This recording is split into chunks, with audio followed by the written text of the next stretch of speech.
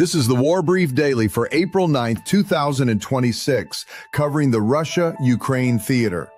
We are tracking 4 confirmed developments tonight.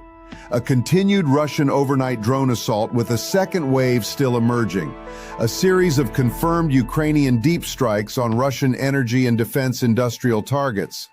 Active frontline pressure in the Kupiansk direction, and a confirmed Ukrainian advance near Sloviansk.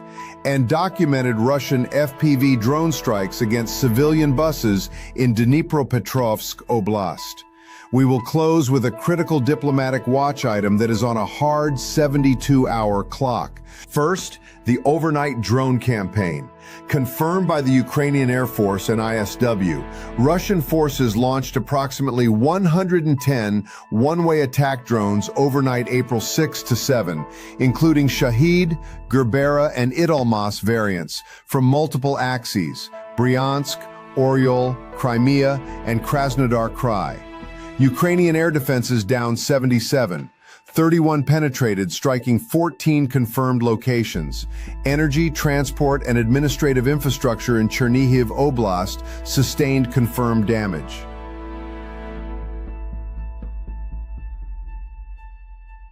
A second Russian drone wave on the night of April 7 to 8 has been confirmed by ISW, but intercept numbers and damage assessments for that wave are still emerging at this brief. Watch that data.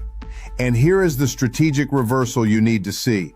For the first time in this full-scale invasion, Ukraine launched more drone sorties than Russia in March 2026, even while absorbing over 6,400 Russian drones and 138 missiles in that same month. Second, Ukrainian deep strikes. This is confirmed and operationally significant.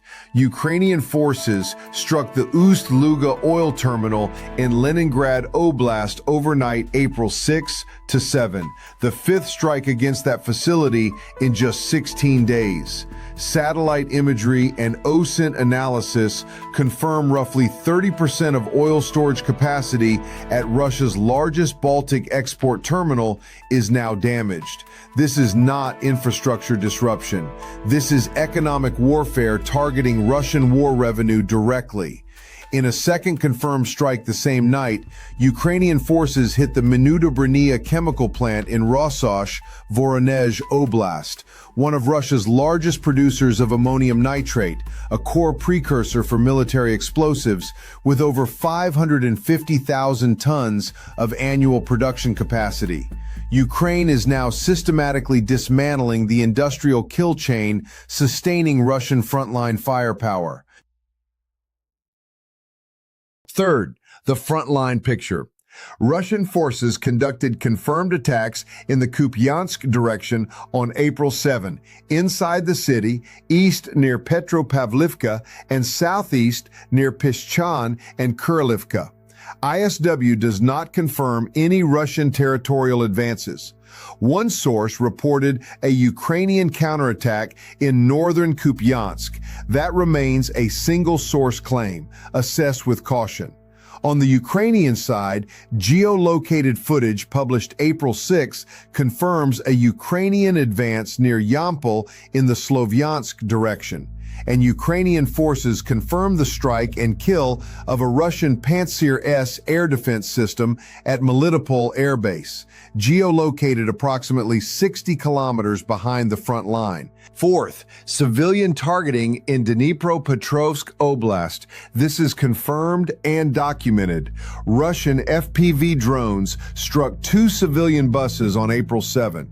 A city bus in Nikopol, 4 civilians killed, 24 injured. A second bus in Chernihiv Hromada, 5 more injured. ISW has assessed this as part of a deliberate and documented Russian pattern of using FPV drones to hunt civilian targets, tactics ISW is now calling human safari operations. Under the laws of armed conflict, this constitutes a war crime.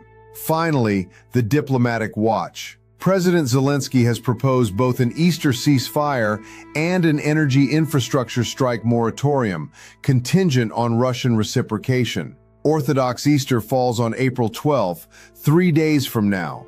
The United States has forwarded the proposal to Russia. Russia has not accepted. ISW assesses rejection as near certain. Separately, Russia's Foreign Ministry spokesperson Zakharova issued a warning to Baltic states against allowing Ukrainian drones to transit their airspace. ISW flags this as possible preconditioning for future Russian military action in Baltic airspace. Watch whether that warning escalates into a formal military threat before Easter. What to watch next? The ISW full April 8th assessment for confirmed overnight drone data from the April 7 to 8 wave and any Russian response or non-response to the Easter ceasefire proposal in the next 72 hours.